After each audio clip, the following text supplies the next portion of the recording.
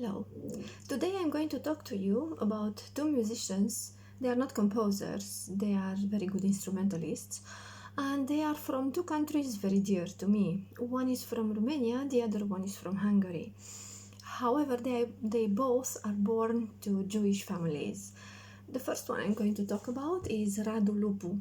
Radu Lupu was born on the 30th of November in 1945 in Galați, Romania, and he started the study of piano at 6 years old.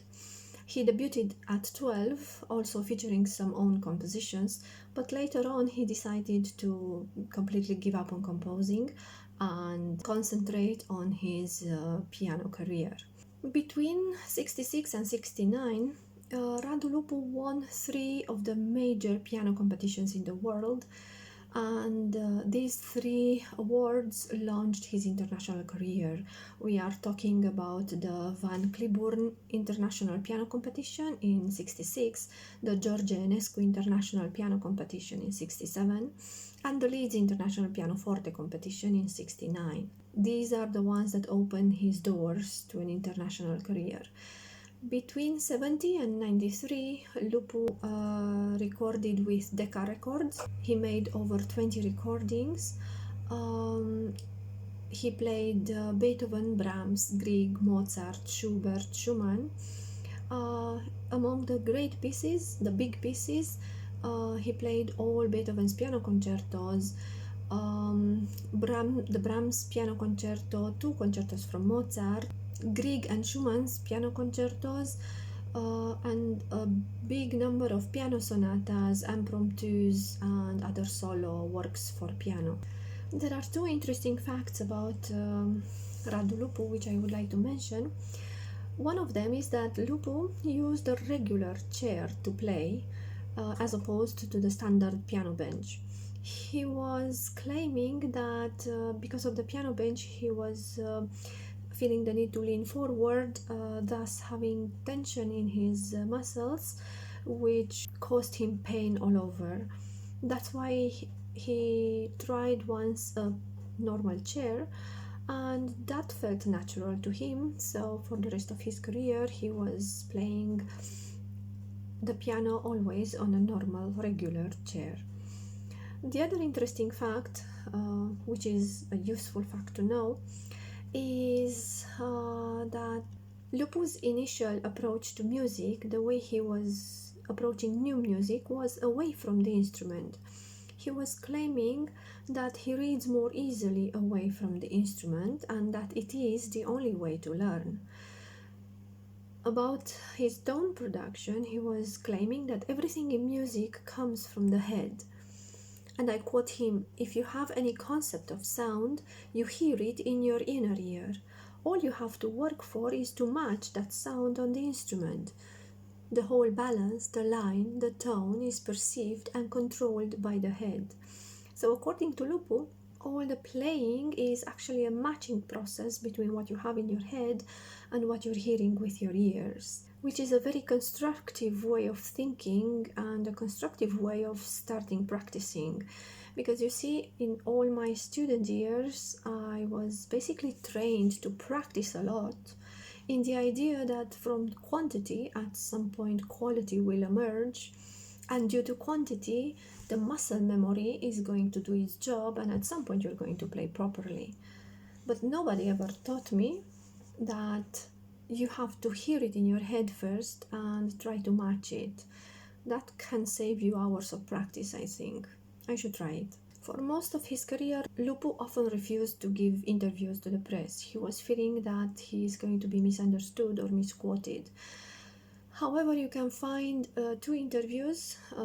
Actually, one is a conversation that Lupu granted to the Clavier magazine in 1992, and an interview from 1975 that was aired on BBC Radio 3.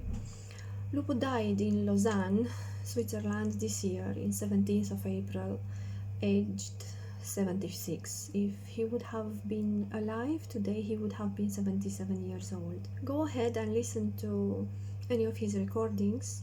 My favorites would be Beethoven's piano concertos, but you can listen to whatever you like. We are going to continue with the Hungarian one with Fehér Ilona. This is how we say the names in Hungarian. The last name is the first one actually, and the given name comes last. So for the international acceptance, it's Ilona Fehér. She was born in Budapest in the 1st of December in the first year of the 20th century, 1901. And she died in 88 in Israel, in Holon. She was also born to a Jewish family, and she is actually a survivor of the Holocaust. You see, in 1942, she was taken to a concentration camp together with her daughter, and in 44 they managed to escape. After they escaped, they flee to Czechoslovakia, and they lived there for a few years until they emigrated to Israel. In Holon, the street where she was living is now having her name.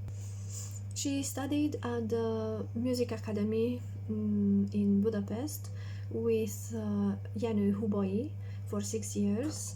Other violin teachers are József Bloch or Imre Pogány.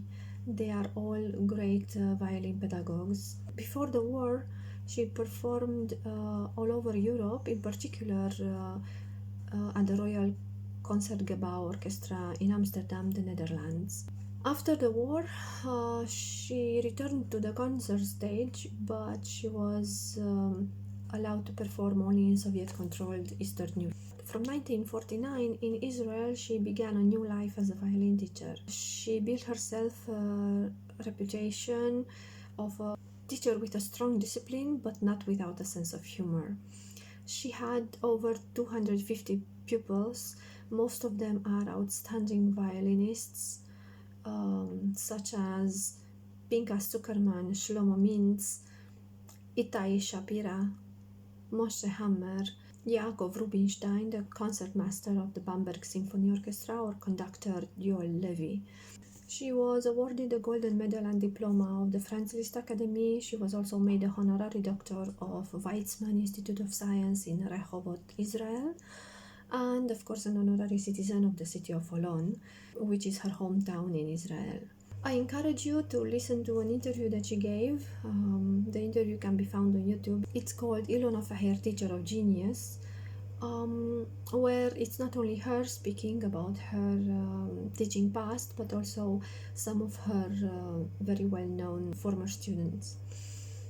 These are my two musicians for today, a Romanian and a Hungarian with Jewish ancestry.